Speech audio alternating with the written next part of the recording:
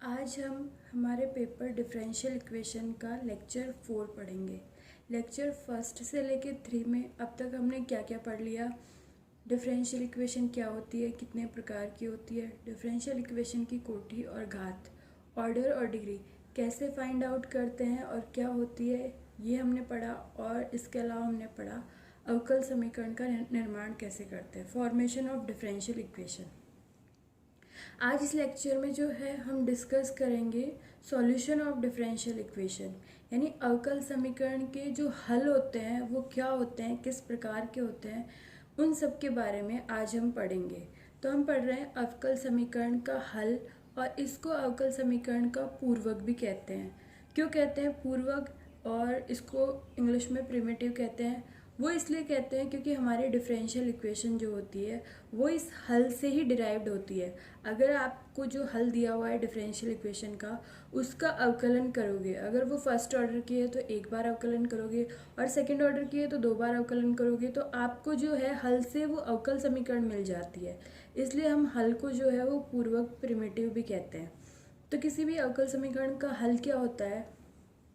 अवकल समीकरण में प्रयुक्त अज्ञात फलन, यानी अगर आपको अवकल समीकरण दी हुई है तो उसका सॉल्यूशन अननोन होगा, तो वो अज्ञात फलन, और ये फलन किस तरह का होता है? आश्रित और स्वतंत्र चर में एक संबंध होता है। इसको हम अवकल समीकरण का हल कहते हैं यदि उससे और उनके अवकलजों से दिया हुआ समीकरण संतुष्ट हो, तो ऐसे फलन को हम अवकल समीकरण का हल या समाकलन कहते हैं। मतलब क्या हुआ कि अगर आपके पास जो अवकल समीकरण के डिपेंडेंट और इंडिपेंडेंट वेरिएबल है, उनमें ऐसा कोई रिलेशन अगर आपके पास मौजूद है जो रिलेशन खुद और उसके डेरिवेटिव जो है दिए हुए अवकल समीकरण को संतुष्ट करते हो, तो ऐसे फलन को हम इस अवकल समीकरण का हल या समाकलन कहते हैं।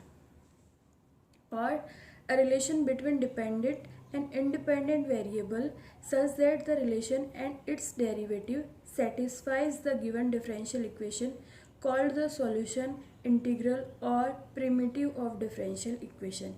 यानी डिपेंडेंट और इंडिपेंडेंट वेरिएबल्स के बीच में ऐसा रिलेशन कि वो रिलेशन खुद और उसके डेरिवेटिव जो है वो अगर दी हुई डिफरेंशियल इक्वेशन को सेटिस्फाई करते हैं, या फिर हम जो है उस फंक्शन से डिफरेंशियल इक्वेशन डिराइव कर सकते हैं, तो ऐसे फंक्शन को हम डिफरेंशियल इक्वेशन का सॉल्यूशन या प्रिमिटिव कहते हैं।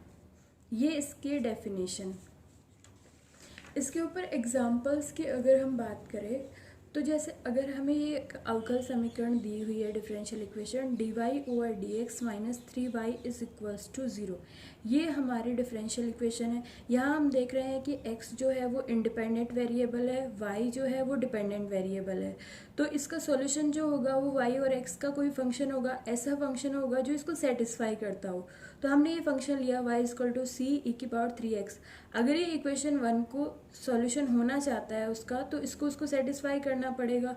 तो हमने इसका जो है वो अवकलन किया, तो क्या आएगा? ये y=c e⁻3x है, तो इसका dy/dx करेंगे तो c कांस्टेंट है, एज इट इज़ रहेगा। e⁻3x का करेंगे तो 3 आगे आ जाएगा और e⁻3x हो जाएगा। और हम जो है इस रिलेशन की हेल्प से c e⁻3x को क्या लिख सकते हैं? y। तो dy/dx इक्वल टू क्या हो जाएगा? 3 टाइम y। और आगे हम इसको इस टाइप से भी लिख सकते हैं dy/dx minus 3y is equal to 0। ये जो आई ये हमारी दी हुई अवकल समीकरण है, यानी कि मतलब ये वाला जो रिलेशन है वो आपके दी हुई अवकल समीकरण को सेटिस्फाई कर रहा है। इसलिए ये वाला रिलेशन जो x और y में है वो इस अवकल समीकरण का क्या हो जाएगा? हल। अतः y equal to c e⁻3x समीकरण 1 का हल है, सॉल्यूशन है, इसमें कोई प्रॉब्लम नहीं है। आगे हमने यहाँ तक पढ़ा कि अवकल समीकरण के सॉल्यूशन हल क्या होते हैं। अब हल भी जो है वो 3 प्रकार के होते हैं। अवकल समीकरण के हलों के प्रकार, यानी types of solution of differential equation. जो पहला सॉल्यूशन हम पढ़ रहे हैं वो है जनरल सॉल्यूशन, इसको हम व्यापक हल कहते हैं। ये क्या होता है? अगर कोई सॉल्यूशन है डिफरेंशियल इक्वेशन का, तो पहली बात तो क्लियर है कि वो x और y जो उसके डिपेंडेंट और इंडिपेंडेंट वेरिएबल है उनमें एक रिलेशन होगा, लेकिन वो रिलेशन भी अलग अलग टाइप के होते हैं। जनरल सॉल्यूशन में क्या होता है? यदि अवकल समीकरण का ऐसा हल जिसमें उसकी कोटि के बराबर स्वेच्छ अचर हो, तो वह हल जो है वो व्यापक हल कहलाता है, और इसको पूर्ण समाकल या पूर्ण पूर्वक भी कहते हैं। मतलब क्या हुआ कि जो सॉल्यूशन आपको दिया हुआ है अवकल समीकरण का, उसमें जो कांस्टेंट है उपस्थित, जो सॉल्यूशन में उपस्थित कांस्टेंट्स की संख्या अगर आपके अवकल समीकरण की कोटि ऑर्डर के बराबर है तो ऐसे वाले हल को हम क्या कहते हैं, व्यापक हल। और a solution which contains a number of arbitrary constants equal to the order of the differential equation is called the general solution or complete solution or complete primitive of the differential equation।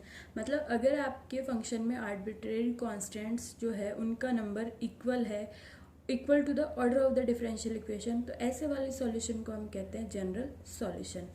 ऊपर वाले example की हम बात करें तो y is equals to सी ई की power 3x जो है वो इस वाले अवकल समीकरण का हल है। तो हम देखेंगे ये इसका जनरल सॉल्यूशन व्यापक हल है या नहीं है। तो यहाँ पे सॉल्यूशन में उपस्थित कॉन्स्टेंट्स की संख्या कितनी है, एक। सी एक ही कॉन्स्टेंट अपने को दिया हुआ है। अब हम देखते हैं इस अवकल समीकरण का ऑर्डर क्या है। तो हमें पता है इस अवकल समीकरण का ऑर्डर क्या है, 1। तो यहाँ पे सॉल्यूशन में उपस्थित कांस्टेंट की संख्या और आपकी डिफरेंशियल इक्वेशन का ऑर्डर दोनों सेम है, इसलिए ये वाला सॉल्यूशन जो है इस अवकल समीकरण का कैसा सॉल्यूशन है, व्यापक हल या जनरल सॉल्यूशन। और हम आगे एग्जाम्पल की और किसी एग्जाम्पल की बात करें तो अगर हमें यह अवकल समीकरण दी हुई है d2x और dt² plus n² x is equal to 0, तो हमें पता है ये सेकेंड ऑर्डर की डिफरेंशियल इक्वेशन है, इसकी कोटि 2 है। तो इसका जो जनरल सॉल्यूशन होगा वो x और t में ऐसा रिलेशन होगा जिसमें दो कांस्टेंट होने चाहिए। तो आगे हम देखते हैं x is equal to a cos nt plus alpha, यहाँ पे कैपिटल A और एल्फा जो है वो दो कांस्टेंट है, इसलिए ये वाला सॉल्यूशन जो है इस अवकल समीकरण का क्या हो जाएगा, व्यापक हल। हल तो ये है ही इसका, अगर यहाँ से हम इसको 2 बार डिफ्रेंशिएट करें तो हमें यही मिलेगा। ये इसका हल तो पहले से ही है, लेकिन इसमें उपस्थित कांस्टेंट्स की संख्या जो है इसके ऑर्डर के इक्वल है, इसलिए ये इसका जनरल सॉल्यूशन व्यापक हल भी है। यहाँ पे 2 कांस्टेंट है, कैपिटल A और एल्फा। दूसरा एग्जाम्पल हमें देखें तो अवकल समीकरण दी हुई है dy over dx minus 3y is equals to 0। यहाँ पे हमारे इस डिफरेंशियल इक्वेशन का ऑर्डर क्या है, 1। ये इसकी कोटि 1 है, तो इसका जनरल सॉल्यूशन जो भी होगा उसमें कांस्टेंट कितने होने चाहिए, 1। यहाँ पे हम इसका एक सॉल्यूशन देखते हैं y इक्वल टू सी की पावर 3x, यहाँ पे एक ही कांस्टेंट है ये, इसलिए इसका क्या हो जाएगा, व्यापक हल, जनरल सॉल्यूशन। ये आपके हो गए जो सॉल्यूशंस है उनका फर्स्ट काइंड हो गया व्यापक हल या जनरल सॉल्यूशन, यानी कि ऐसा डिफरेंशियल इक्वेशन का ऐसा सॉल्यूशन जिसमें उपस्थित कांस्टेंट्स की संख्या अगर उस अवकल समीकरण की कोटि ऑर्डर के इक्वल होती है, तो ऐसे वाले सॉल्यूशन को हम क्या कहते हैं, जनरल सॉल्यूशन या फिर व्यापक हल। जो सेकेंड टाइप के हैं वो है पर्टिकुलर सॉल्यूशन या फिर विशेष हल। ये क्या होते हैं, ये हल आपको मिलेंगे व्यापक हल से। मतलब पहले आपको व्यापक हल फाइंड आउट करना है और फिर अगर व्यापक हल में प्रयुक्त अचरों को स्विच मान देने पर प्राप्त हल जो है वो विशेष हल कहलाते हैं। यानी a solution obtainable from the GS by giving particular values to the constants is called the particular solution PS. मतलब क्या हुआ, पीछे वाले एग्जाम्पल्स में हमारे पास इन दोनों अवकल समीकरण के ये दोनों जनरल सॉल्यूशन व्यापक हल है, तो व्यापक हल से ही हमारा पर्टिकुलर सॉल्यूशन विशेष हल बनता है। यहाँ पे ये एक कांस्टेंट है c, अभी ये अज्ञात है, लेकिन अगर हमें कंडीशंस दी हुई हो तो हम इसकी वैल्यू फाइंड आउट कर सकते हैं। अगर आप c को कोई पर्टिकुलर वैल्यू दे देते हो जैसे 5, 7, तो ये इसका क्या हो जाएगा, विशेष हल, पर्टिकुलर सॉल्यूशन। अगर आप कांस्टेंट्स को पर्टिकुलर वैल्यू दे देते हो तो ऐसे वाले सॉल्यूशन को हम क्या कहते हैं, पर्टिकुलर सॉल्यूशन, विशेष हल।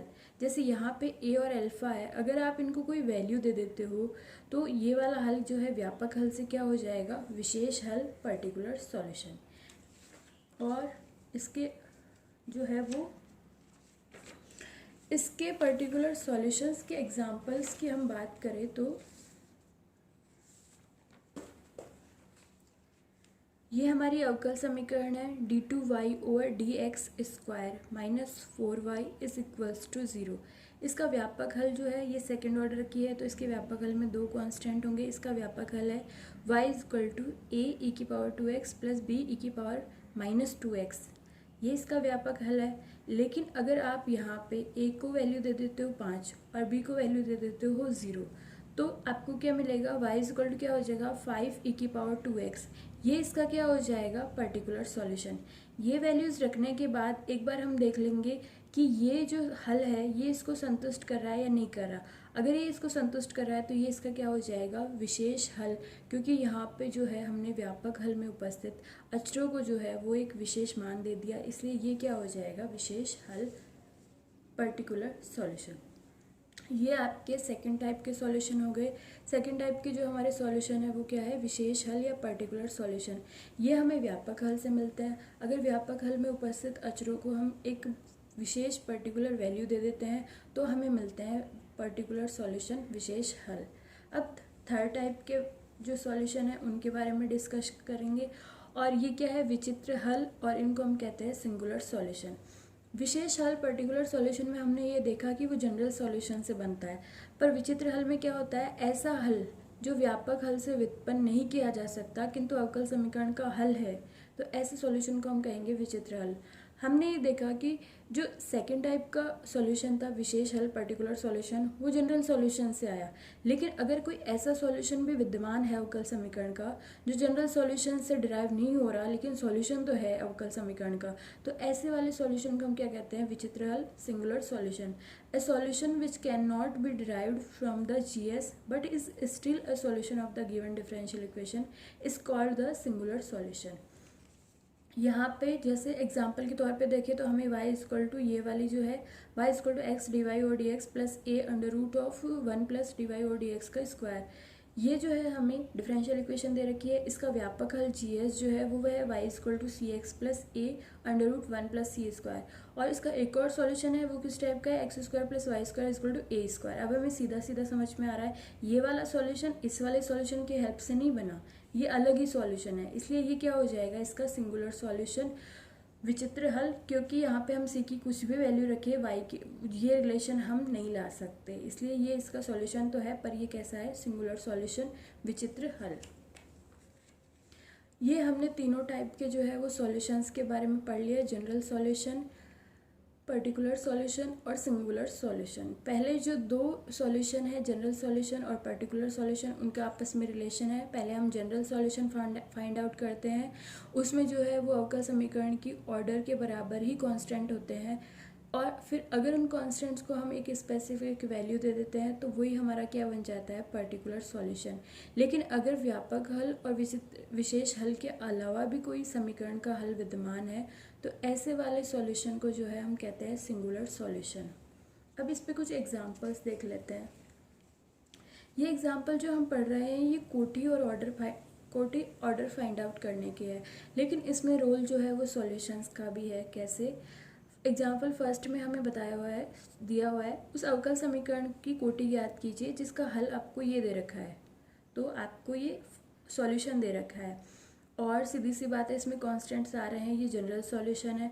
तो यहाँ से हम कोटि किस तरह फाइंड आउट करेंगे, तो हमने जनरल सॉल्यूशन की डेफिनेशन में पढ़ा है कि जनरल सॉल्यूशन में जितने कांस्टेंट होंगे उसके अवकल समीकरण की कोटि उतनी ही होगी। तो यहाँ हम इस जनरल सॉल्यूशन में देखते हैं तो जी एफ सी 3 कांस्टेंट है, इसलिए इसके संगत जो अवकल समीकरण होगी उसकी कोटि क्या होगी, 3। और क्यों होगी, क्योंकि व्यापक हल में उपस्थित अचरों की संख्या कितनी है, 3।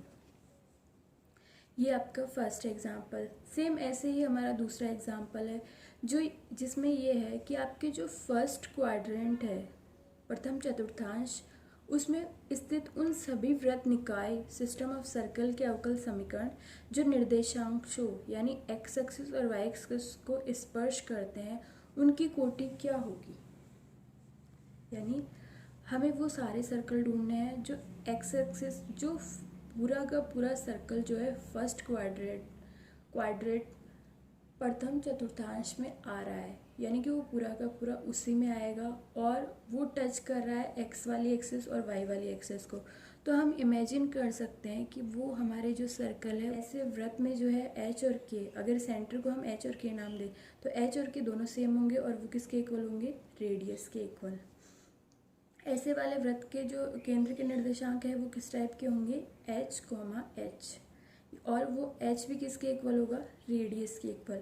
तो ऐसे वाले वृत्त निकाय का जो समीकरण है वो किस टाइप का हो जाएगा, x माइनस एच की जगह क्या आएगा a, क्योंकि h is equal to a है, तो x माइनस ए का whole square plus y minus a का होल स्क्वायर, क्योंकि k इज इक्वल टू भी क्या है a, और is equals to A square. तो हमें जो है ये हमारी क्या आ गई, सिस्टम ऑफ सर्कल की इक्वेशन। इसके संगत जो अवकल समीकरण है उसकी कोटि हमें फाइंड आउट करनी है। तो ये हमारे पास x और y में रिलेशन है, इसका मतलब इसकी जो अवकल समीकरण होगी उसका ये हल है। तो उस अवकल समीकरण की कोटि क्या होगी, ये उसका जनरल सॉल्यूशन है, तो इसमें जितने कांस्टेंट है उतनी ही इसकी अवकल समीकरण की क्या होगी, कोटि। अब हम यहाँ देखते हैं x और y तो हमारे वेरिएबल है, कांस्टेंट एक ही है a, इसलिए इसके संगत जो अवकल समीकरण होगी उसमें जो है वो उसका ऑर्डर, उसकी कोटि कितना होगा, एक। समीकरण एक, जिस अवकल समीकरण का हल होगा उसकी कोटि एक ही होगी, और समीकरण एक में उपस्थित कॉन्स्टेंट्स की संख्या एक है, और वो कॉन्स्टेंट कौन सा है, स्मॉल ए। इसलिए इस वाले सिस्टम ऑफ सर्कल्स की इक्वेशंस के संगत जो अवकल समीकरण होगी उसका जो है वो ऑर्डर एक ही होगा। ये हमारा जो है फर्स्ट चैप्टर कंप्लीट है। यहाँ तक हमने अवकल समीकरण के बारे में बेसिक इन्फॉर्मेशन सारी पढ़ ली। अवकल समीकरण कितने प्रकार की होती है, क्या होती है, और उसकी ऑर्डर डिग्री कैसे फाइंड आउट करते हैं, क्या होती है। अवकल समीकरण का सॉल्यूशन दिया हुआ है तो उसको फॉर्मेशन कैसे करते हैं वो हमने पढ़ा, और आज वाले लेक्चर में जो है हमने इसके सॉल्यूशंस के बारे में भी पढ़ लिया। अब जो है आपका ये वाला चैप्टर ख़त्म। इसके बाद जो है हम निकालने की कोशिश करेंगे कि अगर हमें अवकल समीकरण दी हुई है तो उसके सॉल्यूशंस कैसे फाइंड आउट करते हैं, उसके अलग अलग मेथड्स के बारे में आगे के लेक्चर्स में जो है वो डिस्कस किया जाएगा। तो यहाँ तक जो है वो हमने जो भी पढ़ा उस पे बेस्ड एक होम असाइनमेंट जो है आपको डिस्क्रिप्शन में दे दिया जाएगा, और ये 4 लेक्चर्स पे बेस्ड वो होम असाइनमेंट होगा। तो आप इन 4 लेक्चर्स को पहले आप आराम से पढ़ लीजिएगा, और उसके बाद जो है वो होम असाइनमेंट आप डिस्क्रिप्शन में से डाउनलोड करके सॉल्व कर लेना।